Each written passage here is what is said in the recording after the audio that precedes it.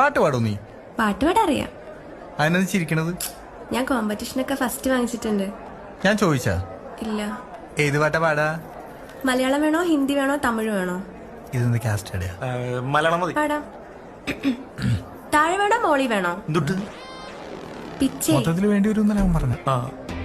അത് താൻ നിന്റെ ഇഷ്ടത്തിനനുസരിച്ച് പഠിക്കൂ. എനിക്ക് ഞാൻ എന്റെ ഫേവറേറ്റ് സോങ് പാടാം.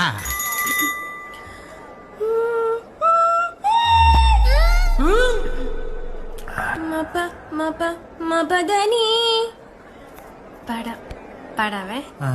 പാടിക്കോ.